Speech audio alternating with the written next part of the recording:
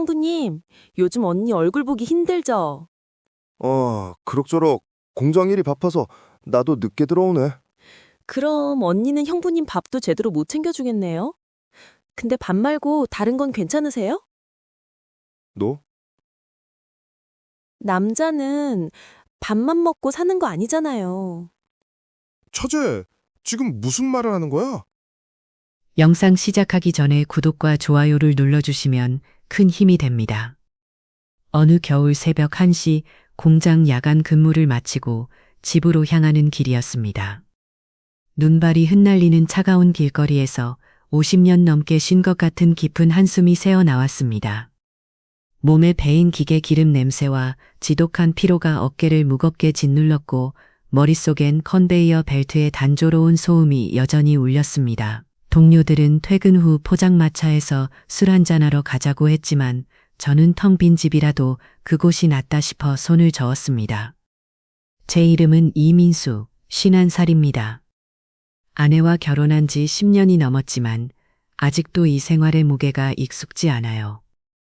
아내 소연은 48, 지역병원 3교대 근무를 하는 수간호사로 이 악물고 가족을 지탱합니다. 아내의 간이남이 제 자랑이지만 요즘은 그 피로가 우리 사이를 더 멀고 더 차갑게 만드는 것 같아요. 집에 도착하면 따뜻한 밥상이 기다릴 줄 알았지만 오늘도 아내가 야간 근무로 늦을 겁니다. 불 꺼진 집안의 냉기가 제 몸을 감쌌습니다. 저는 불도 켜지 않은 채 현관에 주저앉았습니다. 아내의 구두가 며칠째 같은 자리에 놓여 있었습니다. 병원 일이 바쁜 건 알지만 51살의 저는 그저 현관에서 다녀왔냐는 말을 해줄 사람이 그리웠습니다. 장기 결혼 생활에 안정감이 있지만 저는 늘 채워지지 않는 공허함에 시달려요. 평범한 생산직 노동자가 아내의 헌신을 제대로 보답할 수 있을까 하는 의문이 항상 맴돌아요. 오늘은 공장 생산 라인에서 장비 점검 때문에 야근이 길어졌습니다. 동료들과 라면으로 저녁을 때우며 다음 달 보너스에 대한 수다가 오갔네요. 차가운 공장 창밖눈을 보며 동료들의 투정이 떠올랐지만 제 마음은 이미 집으로 쏠려 있었습니다. 그 수다 속에서 제안이 채택됐지만 뿌듯함보단 지침이 컸어요. 안정된 가정생활이 제 삶의 기반인데 왜 요즘 들어 텅 빈 기분이 드는 걸까요? 동료들의 거친 웃음 속에서도 제 마음은 고요한 공장처럼 쓸쓸했어요. 생산 목표를 달성해도 집에 돌아갈 사람이 기다려주지 않으면 무슨 의미일까요? 가장 소중한 사람과 나누지 못한 하루, 저는 눈길을 밟아 집으로 들어섰습니다. 공장의 성과가 가정의 빈틈을 메워주지 못한다는 게 오늘따라 더 아프게 다가왔어요. 우리 집은 부산의 오래된 아파트 단지에 있습니다. 좁은 거실에 가족 사진이 걸린 아내가 직접 꾸민 소박한 공간이죠. 결혼 후 아내와 둘이 살지만 처가 식구들이 같은 단지에 살아서 자주 오가곤 해요. 장인어른은 은퇴한 어부님으로 바다 이야기를 하시고 장모님은 시장에서 장사를 도우세요. 저는 자동차 부품 공장에서 생산직으로 일하지만 오늘처럼 교대 근무가 잦아지면 이 집은 겉보기엔 평범하지만 각자의 노동 속에 피로가 쌓여 외로움이 피어나는 곳 같아요. 아내의 헌신적인 일상 속에서 제가 더 챙겨줘야 한다는 생각이 들지만 지칠 때는 그마저 소홀해져요. 아침에 아내가 출근할 때 오늘도 수고해라고 인사하지만 그 말 속에 숨겨진 피로가 느껴져요. 가끔 주말에 둘이 산책을 나가지만 대화는 공장 이야기나 병원 에피소드로 끝나요. 그 안정된 루틴이 오히려 우리를 묶어두는 족쇄처럼 느껴질 때가 많았습니다. 아내와의 결혼은 제 삶의 든든한 기둥이었어요. 3살 아래인 아내지만 그 책임감이 제 불안한 마음을 안정시켜줬지만 때론 제 단순한 일상이 아내를 지치게 할까봐 아내의 따뜻한 미소가 집안을 채우는 게 좋았지만 요즘은 그 미소가 피곤함으로 물든 게 보여요. 결혼 초기의 따스함이 이제는 일상으로 변했고 아내의 눈빛에 예전의 반짝임이 줄어든 게 느껴져요. 내가 더 무능한 걸까? 아니면 노동의 무게가 우리를 지치게 만드는 걸까? 아내가 병원에서 늦으면 그 긴 시간이 제 불안을 부채질해요. 혹시 아내가 더 나은 삶을 꿈꾸는 건 아닐까 하는 생각이 스며들어요. 강인한 아내와 평범한 남편 사이가 왜 이렇게 어색해졌을까요? 바로 어젯밤 일이었습니다. 마침 아내가 일찍 들어온 날이었어요. 공장에서 보너스가 조금 나와 일부러 백화점에 들렀습니다. 아내가 평소 쓰던 핸드크림 세트였습니다. 병원 소독약 때문에 늘 손이 거칠었거든요. 아내는 소파에 누워 멍하니 TV만 보고 있더군요. 소연아, 오늘 일찍 왔네. 이거 손이 거칠어 보여서. 고마워. 거기 놔둬. 피곤해? 내가 어깨라도 좀 주무. 아니, 됐어, 민수 씨. 나 그냥 좀 시체처럼 쉬고 싶어. 제발. 제 손은 그 비싼 쇼핑백을 든 채 공중에 멈췄습니다. 아내의 제발이라는 말이 비수처럼 날아와 박혔어요. 저는 화장대 위에 그것을 소리 없이 올려두었습니다. 그날 밤 핸드크림은 뜯기지도 않은 채 방치되었습니다. 저는 그저 수고했다는 따뜻한 말 한마디가 듣고 싶었을 뿐인데 아내의 등은 굳게 닫힌 문처럼 차가웠습니다. 51살의 남자는 그렇게 갈 곳을 잃고 식어갔습니다. 그 불편함 속에서 요즘 제 시선을 끌어당기는 사람이 있어요. 아내의 여동생 최수진입니다. 처제라고 하기엔 너무 생기 넘치고 대담한 매력이에요. 29살, 아내보다 19살 아래지만 그 활력이 더 강렬해요. 대학에서 관광을 전공하고 카페를 운영하는 수진이는 늘 밝은 블라우스나 청바지를 입고 다녀요. 언니의 간이남과 비슷하지만 수진의 건 더 자유롭고 대담해요. 가족 모임에서 처음 봤을 때 그녀의 유쾌한 농담이 제게 웃음을 줬어요. 피부는 생기 있고 몸의 움직임은 경쾌한 에너지를 띠어요. 그 매력을 가까이서 느껴본 적은 없지만 대화만으로도 가슴이 설레요. 때론 아내보다 수진의 밝음이 더 자극적으로 다가와요. 그 감정 때문에 자꾸 후회가 들죠. 수진이가 카페에서 일하는 이야기를 들을 때마다 제 공장 생활이 얼마나 지루한지 새삼 깨달아요. 수진이는 카페 일로 바쁘지만 여가 시간엔 산책을 하거나 친구들과 여행을 다녀요. 그녀가 커피 머신을 다루는 손놀림이나 손님과 웃으며 인사하는 모습이 제 관심을 사로잡아요. 혼자 카페 창가에 앉아 메뉴를 정리하는 모습이 바빠 보이면서도 홀로워 보였어요. 수진의 활기찬 일상 뒤에 숨겨진 피로, 미소 뒤에 그 쓸쓸함이 제 마음을 울려요. 밝은 이미지지만 속으로는 복잡한 고민을 안고 있는 게 아닐까요? 아내와 수진의 자매 관계를 보면서 왜 서로의 빈 공간이 이렇게 선명할까? 수진의 자유로움이 제게 잊힌 열정을 깨우는 듯해요. 그게 단순한 동정인지 더 깊은 감정인지 아직 분간이 안 돼요. 지난주 가족 모임에서 수진이가 형부님 공장 생활은 어때요? 재미있는 에피소드 없어요? 라고 물었을 때 저는 처음으로 제 일상을 자랑스럽게 이야기했어요. 그녀의 관심 어린 눈빛이 제 피로를 녹여줬죠. 이 변화의 물꼬는 한 달 전 가족 바비큐 파티였습니다. 아내가 병원 근무로 늦어 가족 모임을 수진이가 도왔어요. 파티 중 아내의 피곤한 이야기를 하며 수진이가 제게 위로의 말을 건넸어요. 그날 이후 수진이와의 카톡이 잦아졌습니다. 처음엔 아내의 건강을 묻는 대화였지만 점점 제 공장 생활에 대한 관심으로 흘렀어요. 어느 날 수진이가 카페에 초대했습니다. 바로 아내에게 핸드크림을 거절당한 다음 날이었어요. 형부님, 언니가 피곤하시대요. 나랑 커피 한잔하면서 쉬다 가세요. 무거운 마음으로 카페 문을 열었을 때 그녀의 카페는 따뜻한 조명과 커피 향으로 가득했습니다. 제가 잊고 살던 사람 사는 온기였습니다.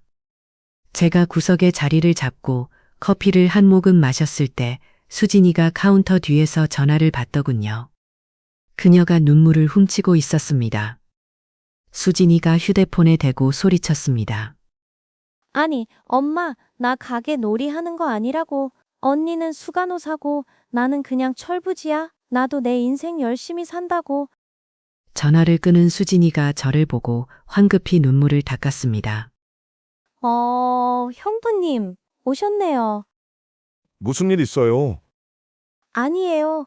그냥 가족들은 다 제가 철없는 막내인 줄 알아요. 언니처럼 안정적인 직장도 아니고 그냥 제 노력을 아무도 인정 안 해주는 것 같아서요. 그 순간 저는 보았습니다. 그녀의 밝은 미소 뒤에 숨겨진 저와 똑같은 종류의 외로움을요.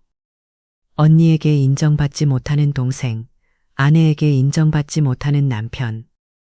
우리는 그날 아내의 이야기가 아닌 우리의 이야기를 했습니다. 그녀는 제 공장 생활을 지루한 일이 아닌 성실한 삶이라고 말해 주었습니다. 그날의 커피는 유난히 따뜻했습니다. 그날 이후 저는 망설이다가도 수진의 카페로 향했습니다. 집에서 얻지 못하는 위로가 그곳에 있었으니까요. 며칠 후 아내가 야간 근무간 평일 저녁이었습니다. 집에 혼자 있으니 적막함이 더 커졌어요. 수진이 갑자기 문을 두드렸습니다. 형부님, 카페에서 남은 케이크 가져왔어요. 같이 드실래요?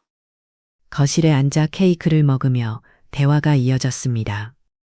우리는 처음엔 정말 별거 아닌 이야기를 했습니다. 공장 라인에서 생긴 웃긴 실수, 카페에 오는 진상 손님 이야기. 아내의 험담을 한 것도 아닌데 이상하게 마음이 편해졌습니다. 그렇게 한참을 웃고 떠들다가 문득 침묵이 찾아왔습니다. 공장 일은 힘드시죠? 형부님처럼 성실한 분이 부러워요. 그녀의 칭찬에 제 얼굴이 달아올랐어요. 수진의 손이 제 팔에 스쳤습니다. 부드러운 접촉에 제 심장이 빨라졌어요. 수진아, 네가 이렇게 와주니 고마워. 그 순간 눈빛이 얽혔습니다. 두 사람 모두 외로움이 쌓인 탓일까요? 침묵이 흘렀고 수진이 먼저 입을 열었습니다. 형부님, 언니가 바빠서 형부님도 외로우시죠? 저도 카페에서 혼자 있으니 저는 고개를 끄덕였습니다. 응, 아내가 열심히 사니 좋지만 가끔은 더 이야기하고 싶어. 수진이 제 손을 살짝 잡았습니다. 형부님 저한테 털어놓으세요. 언니 동생으로서 들어줄게요. 그 손길이 따뜻해서 저는 더 가까이 다가갔습니다. 대화가 깊어지며 아내에 대한 제 불만과 수진의 외로움이 섞여 나왔어요. 형부님, 가끔은 누군가 안아주고 싶을 때가 있어요. 언니처럼 강하지 못해서. 그 말에 제 가슴이 저려왔습니다. 수진아, 네가 그렇게 생각할 필요 없어. 내 밝음이 위로가 돼. 수진의 호흡이 가까워지고 저도 모르게 그녀의 입술에 제 입술을 가져갔습니다. 부드럽고 따뜻한 입술이 제게 스며들었고 가벼운 떨림이 전해졌습니다. 형부님, 나도 외로웠어요. 우리는 선을 넘었습니다. 제 손이 그녀의 등을 안았고 수진의 몸이 제게 기대왔습니다. 부드러운 피부가 느껴지며 따뜻한 열기가 퍼졌어요. 수진의 블라우스 아래로 손이 미끄러지며 매끄러운 등줄기가 제 손바닥에 닿았습니다. 그녀의 피부는 실크처럼 부드럽고 살짝 습한 열기가 제 손끝을 자극했어요. 이건 하지만 멈출 수 없었습니다. 아내에 대한 죄책감이 스쳤지만 수진의 눈빛이 그걸 삼켰습니다. 우리는 거실 소파로 쓰러지듯 안겼습니다. 수진의 손이 제 셔츠 단추를 풀며 가슴을 어루만졌습니다. 그 손길이 제 피부를 스치자 전율이 온몸을 타고 흘렀습니다. 저는 그녀의 블라우스를 벗기며 드러난 어깨와 가슴의 곡선을 따라 손을 움직였습니다. 부드럽고 탄력 있는 가슴이 제 손에 안기자 그녀의 호흡이 거칠어졌습니다. 천천히, 형부님. 리듬이 시작되며 그녀의 몸이 제게 맞춰졌습니다. 제 손이 그녀의 청바지 지퍼를 내리려던 그 순간이었습니다. 그때 거실 테이블 위에서 제 휴대폰이 격렬한 진동 소리가 퍼졌습니다. 어둠 속에서 차가운 불빛이 품어져 나왔습니다. 아내에게서 전화가 온 것이었습니다. 저와 수진이는 그 자리에 얼어붙었습니다. 그 진동 소리가 온 집안을 무너뜨릴 듯이 크게 울렸습니다. 수진이가 숨을 멈추고 제 입을 틀어막았습니다. 저는 제 심장 소리가 전화벨 소리보다 더 클까봐 두려웠습니다. 아내의 이름이 그 차가운 불빛이 마치 지옥의 심판관처럼 저와 수진이를 내려다보고 있었습니다.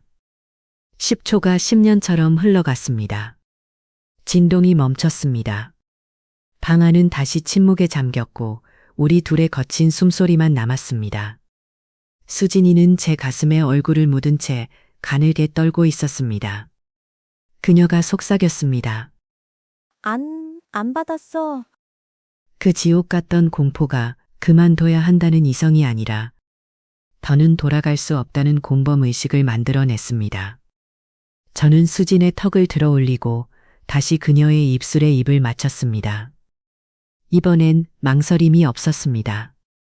제 손이 그녀의 청바지 지퍼를 내리고 매끄러운 허벅지를 따라 올라가자 수진의 다리가 제 허리를 감쌌습니다. 그 안으로 들어가며 느껴지는 따뜻하고 습한 감촉이 제 몸을 녹였습니다. 29의 활기찬 움직임이 제 51살의 피로를 녹이는 듯 했어요. 수진의 손이 제 등을 끌어안았고 손톱이 살짝 파고들며 쾌감이 밀려왔습니다. 그녀의 신음이 낮게 새어 나왔어요. 부드럽고 애절한 소리가 방 안을 채웠습니다.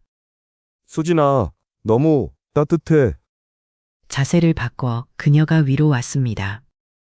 수진의 몸이 위아래로 흔들리며 제 손이 그녀의 허리를 잡았어요. 그 움직임에 따라 그녀의 가슴이 제 가슴에 스치고 땀에 젖은 피부가 미끄러지듯 부딪혔습니다. 부드러운 떨림이 전해졌어요.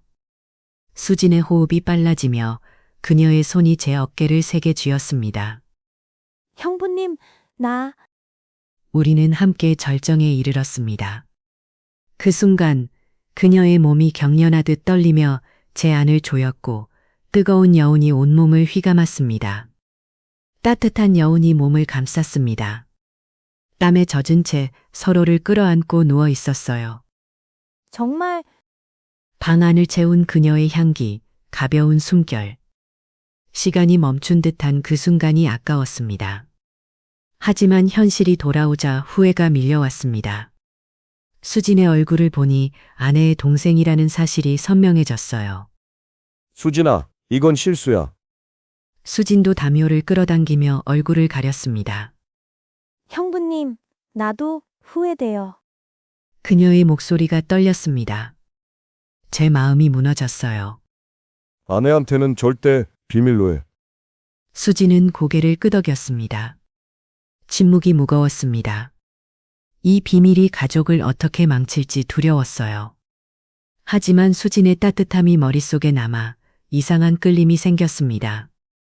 저는 부엌으로 가 물을 마시며 마음을 가라앉혔습니다. 하지만 그 감촉은 지워지지 않았어요. 거울 속 제 얼굴이 창피했습니다. 이 나이에도 약한 제가 싫었어요. 다음 날 공장에서 일할 때도 수진의 미소가 떠올라 집중이 안 됐습니다. 동료가 오늘 왜 그래? 라고 물었지만 그냥 피곤해라고 둘러댔어요. 그날 이후 수진을 피하려 했습니다. 가족 모임에서 눈이 마주치면 가슴이 덜컥했어요. 수진은 평소처럼 밝게 웃었지만 저와 눈이 마주치는 순간 그날 밤의 열기가 스치는 듯한 묘한 눈빛을 보냈습니다. 그 미소 뒤에 불편함이 제게 스며들었어요. 아내가 물었습니다. 여보, 요즘 더 피곤해 보이네? 아내의 걱정이 죄책감을 키웠습니다. 밤에 그 순간이 떠올라요. 수진의 부드러움, 밝은 에너지. 아내와 함께할 때도 수진의 그림자가 어른거려요. 이 감정이 제 가정을 갉아먹습니다. 한 주 후 아내와 데이트를 시도했습니다. 영화관에서 손을 잡았지만 제 마음은 수진에게 가 있었어요. 집에 돌아와 아내가 오랜만에 좋았어라고 했을 때 저는 미소 지었지만 속으로는 갈등했습니다. 한 달 후 처가 가족 식사 자리에서 수진과 다시 마주쳤습니다. 그녀의 미소에 숨겨진 떨림이 보였어요. 형부님, 공장 일은 어때요? 아내가 웃었지만 저는 수진의 불안을 느꼈습니다. 식사 후 수진이 저를 따로 불렀습니다. 형부님, 그날 이후로 후회만 하시나요? 수진아, 우리 잘못한 거야. 아내를 생각해. 하지만 그녀의 눈물이 제 결의를 흔었습니다. 저도 가족을 아껴요. 하지만 그 순간이 진심이었어요. 저는 그녀를 안아주려다 멈췄습니다. 밤에 그날을 곱씹어요. 만약 다시라면? 하지만 이건 잘못된 길입니다. 수지는 아내의 동생이니까요. 그럼에도 그 여운이 잊히지 않아요. 며칠 뒤 아내가 근무 중인 오후였습니다. 집에 수진이 찾아왔습니다. 형부님, 카페 새 메뉴 시식해주세요. 주방에서 대화가 시작됐습니다. 그날, 미안해요. 그녀가 먼저 말했습니다. 후에 섞인 목소리지만 눈빛은 달랐어요. 나도. 하지만 네가 특별했어. 수진의 뺨이 붉어졌습니다. 형부님, 언니 동생으로서 안 돼요. 하지만 그녀의 손이 제 팔에 닿았습니다. 그 따뜻함이 다시 불을 지폈어요. 수진아, 자꾸 떠올라. 내 밝음, 내 온기. 수진이 제 손을 잡았습니다. 언니한테는 비밀이에요. 수진이가 제 손을 잡 저를 이끈 곳은 제 방도 거실도 아닌 아내와 저의 침실이었습니다. 문이 닫히고 방 안에는 어색하지만 뜨거운 공기만 남았습니다. 이곳은 아내의 공간이었습니다. 하지만 제 앞에는 아내의 동생이 서 있었습니다. 이 배덕감이 오히려 제 이성을 마비시켰습니다. 입맞춤이 이어졌습니다. 이번엔 후회 없이 안겼어요. 수진의 입술이 달콤했고 혀가 얽히며 깊은 열기가 퍼졌습니다. 그녀의 손이 제 셔츠를 벗기며 가슴을 따라 내려가 제 허리띠를 풀었습니다. 저는 그녀의 옷을 벗기며 드러난 가슴을 입으로 애무했습니다. 부드러운 피부가 제 입술에 닿자 수진의 신음이 커졌습니다. 그녀가 형부님이라는 속삭임이 제 귀를 간지렸습니다. 형부님, 저는 그녀를 안아 올렸습니다. 부드러운 피부가 제 손에 스며들었어요. 수진의 다리가 제 허리를 감으며 그녀의 중심이 제게 닿았습니다. 안으로 들어가자 뜨겁고 습한 벽이 제 것을 조이며 쾌감을 주었습니다. 수진의 떨림이 제게 전해졌어요. 우리는 다시 리듬을 탔습니다. 그녀의 엉덩이를 잡고 움직일 때마다 깊은 삽입감이 온몸을 관통했습니다. 수진의 가슴이 제 가슴에 부딪히며 땀이 섞인 피부가 미끄러졌습니다. 형부님, 나 같이 가요. 절정에서 포개졌습니다. 그녀의 몸이 경련하며 제 안을 세게 쥐었고 뜨거운 액체가 섞이며 여운이 길게 남았습니다. 이게 끝이야. 그녀의 속삭임에 가슴이 아팠습니다. 언니 가족을 지켜야 해요. 저는 동의했지만 알았습니다. 이 감정이 끝나지 않을 거라는 걸. 그 여운이 제 삶을 바꿔놓았습니다. 수진이가 돌아가고 30분쯤 지났을까요? 침대에 뒤엉킨 시트를 황급히 정리하고 창문을 열어 환기를 시켰습니다. 그녀의 달콤한 향기가 제 죄책감처럼 방 안에 퍼져 있었거든요. 그때 현관문 도어락 소리가 들렸습니다. 아내였습니다. 다녀왔어. 피곤해 죽겠네. 아내는 가방을 거실에 던지듯 내려놓고 우리가 방금까지 함께 있던 침실로 들어왔습니다. 그리고는 제가 방금 정리한 그 침대 위로 쓰러지듯 누웠습니다. 제 심장이 멎는 것 같았습니다. 아내가 코를 킁킁거리며 물었습니다. 무슨 냄새나? 환기시켰어? 그냥 공기 좀 빼려고. 이상하네. 꼭 여자 향수 냄새 같은데. 저는 그 자리에 얼어붙었습니다.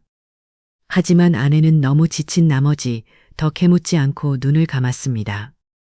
아내가 눈을 감은 채 혼잣말처럼 말했습니다.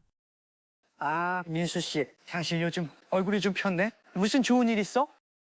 그 순진한 물음이 제 심장을 얼음장처럼 차갑게 만들었습니다. 저는 인간 쓰레기입니다. 제 아내를, 그것도 아내의 동생과 이 신성한 침대에서 당장이라도 무릎 꿇고 모든 것을 고백해야 했습니다. 하지만 아무것도 모르고 지쳐 잠든 아내의 얼굴을 보는 순간 다른 한편에서는 독버섯 같은 생각이 피어올랐습니다. 내가 몇 달간 죽어가던 건 보이지도 않더니 내가 다른 곳에서 숨 쉴 구멍을 찾고 나니 이제야 내가 보이나? 이건 아내를 배신한 게 아니야. 이건 그냥 내가 살기 위한 발버둥이었어 라고. 저는 비겁한 변명을 되뇌고 있었습니다. 아니야, 피곤해서 그래. 얼른 자. 수고했어. 저는 아내의 이마에 입을 맞추고 불을 껐습니다. 제 입술에는 아직 수진의 향기가 남아있는 것 같았습니다. 그 후 우리의 비밀은 일상이 되었습니다. 아내가 야간 근무를 가는 날이면 수진이는 남은 케이크를 들고 우리 집을 찾아왔습니다.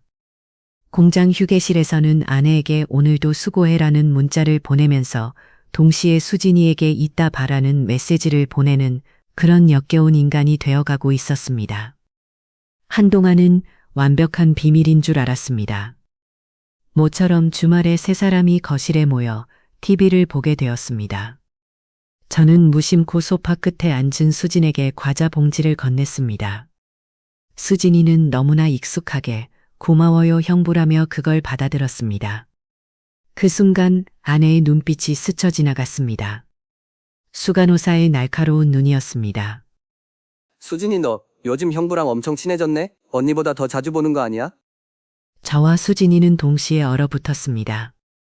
아니, 그게 그냥 초재니까. 언니도 참 형부한테 잘 좀 해. 내가 다 챙기잖아. 수진이가 애써 농담처럼 받아쳤지만 분위기는 싸늘했습니다. 아내는 뭘 그렇게 놀라? 그냥 그렇다고라며 웃어넘겼지만 그녀의 눈은 웃고 있지 않았습니다. 그때부터였습니다. 아내의 감시가 시작된 것은 며칠 뒤 아내가 제 공장 작업복을 세탁하려고 주머니를 뒤집었습니다. 주머니에서 고급 카페의 커피 쿠폰이 나왔습니다. 도장이 10개 꽉 찍힌 수진의 카페 쿠폰이었습니다. 민수 씨, 요즘 이런 비싼 커피도 마셔? 웬일이야? 아, 그래. 수진이네 카페 쿠폰인데 동료가 거기까지 가서 마신대? 뭐 근처에 볼 일이 있었나 보지. 저는 황급히 말을 돌렸지만 아내는 그래 라고 말하며 그 쿠폰을 식탁 위에 올려두었습니다. 그 쿠폰은 며칠 동안이나 식탁 위에서 저를 노려보는 듯 했습니다. 관계가 아슬아슬해지자 수진이는 변하기 시작했습니다. 그저 위로를 받던 그녀가 이제 저를 소유하려 들었습니다. 어느 날 수진이가 예고 없이 제 공장 근처에 찾아왔습니다. 마침 저는 퇴근길에 공장의 젊은 격리 여직원과 웃으며 인사를 나누고 있었습니다. 그날 밤 수진이가 집으로 찾아왔습니다. 평소의 밝은 모습이 아니었습니다. 형부, 아까 그 여자는 누구야? 누구? 경리가 김대리? 나랑 있을 때보다 더 밝게 웃던데? 그렇게 좋았어? 젊은 여자라? 수진아, 무슨 소리야. 그냥 직장 동료야. 저죄가 무슨 상관이야. 그 순간 수진의 눈에 눈물이 고였습니다. 상관 있어. 형부는 나한테 그냥 형부가 아니잖아, 이젠. 근데 난 뭐야? 언니 없을 때만 몰래 만나는 그런 여자야? 저는 당황했습니다.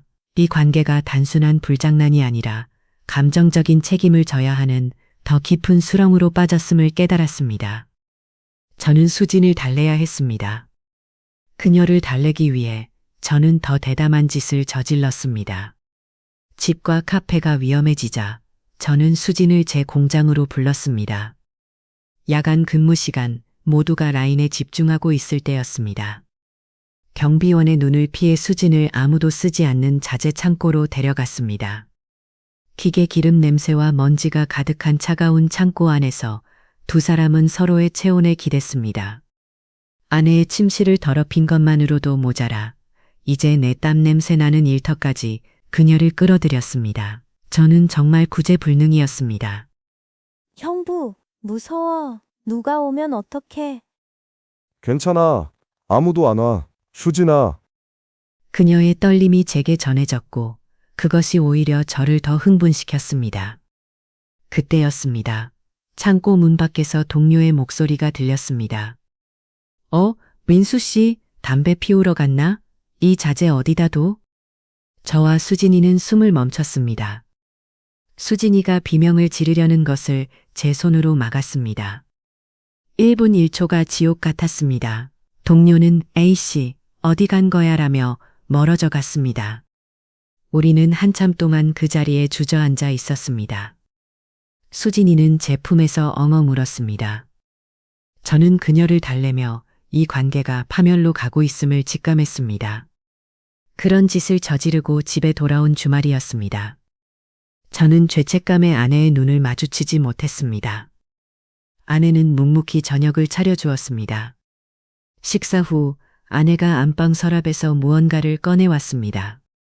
낡은 적금 통장이었습니다. 민수 씨, 이거 봐. 통장에는 10년 동안 매달 꼬박꼬박 불입된 금액이 찍혀 있었습니다. 통장의 이름은 우리 가족 행복적금이었습니다.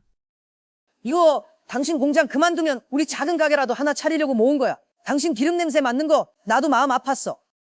저는 그 통장을 든 채 아무 말도 할 수 없었습니다. 제가 공허함에 시달리며 처제와 뒹구는 동안 아내는 가족이라는 목표 하나만 보고 자신을 혹사시키며 버텨왔다는 것을 이 낡은 통장이 증명하고 있었습니다. 저는 그 자리에서 무릎이라도 꿇고 싶었습니다. 바로 그날 밤 제가 통장을 보며 괴로워하고 있을 때였습니다. 휴대폰이 징하고 울렸습니다. 수진이었습니다. 형부, 오늘 언니 야근이지. 갈게. 저는 통장을 든 채 휴대폰을 바라보며 무너졌습니다. 그 낡은 통장의 무게가 제 손목을 부러뜨릴 것 같았습니다. 저는 그날 밤 처음으로 수진의 문자에 답하지 않았습니다. 이건 아니다. 가족을 지켜야 한다고 수십 번, 수백 번 다짐했습니다. 새벽 늦게까지 잠든 아내의 얼굴을 보며 저는 짐승만도 못한 놈이라고 제 자신을 욕했습니다. 그렇게 단 3일을 버텼습니다. 3일째 되던 날 아내는 여전히 피곤에 절어 있었고 우리는 단 10분도 제대로 대화하지 못했습니다. 제 결심은 그 차가운 현실 앞에서 모래성처럼 무너져 내렸습니다. 아내가 다시 야간 근무를 나간 그 밤, 저는 제 발로 수진의 카페를 찾아갔습니다. 수진이는 저를 보자마자 원망의 눈물을 터뜨렸습니다. 왜 연락 안 했어? 형부, 나 봐. 정말 죽는 줄 알았단 말이야. 저는 그녀를, 그 젊고 따뜻한 몸을 다시 안을 수밖에 없었습니다. 죄책감은 그 순간의 위로와 쾌락보다 강하지 못했습니다. 그 후 모든 것이 더 빠르고 깊게 무너져 내렸습니다. 수지는 이제 제게 언제 이혼할 거냐고 묻기 시작했습니다. 저는 그럴 수 없다고 말했지만 제 목소리에는 힘이 없었습니다. 아내는 이제 더 이상 제게 질문하지 않습니다. 그저 가끔씩 식탁 위에 놓인 제 휴대폰을 아무 말 없이 노려볼 뿐입니다. 그녀의 침묵이 그 어떤 비명보다 더 저를 두렵게 합니다. 저는 이 지옥에서 빠져나갈 방법을 모릅니다. 아니, 어쩌면 빠져나갈 의지조차 없는 건지도 모릅니다. 이 감정이 제 가정을 갉아먹고 있다는 것을 알면서도 밤이 되면 저는 또다시 남은 케이크를 기다립니다. 죄책감이 희미해지며 수진아, 다시 만나고 싶어. 마음속 독백이 반복됩니다. 정말 끝날 수 있을까요? 아니면 이 불꽃이 모든 것을 태워버릴까요?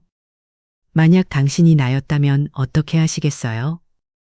가족을 위해 참을 건가요? 아니면 이 감정을 쫓을 건가요? 저는 아직 결정을 못 내렸습니다. 이 갈등이 제 삶의 일부가 된 것 같아요. 어쩌면 이 비밀이 폭발할 날이 올지도 몰라요. 하지만 지금은 그 여운에 사로잡혀 있습니다. 이 영상이 마음에 들었다면 댓글과 구독 부탁드려요. 다음에 더 흥미로운 이야기로 만나요.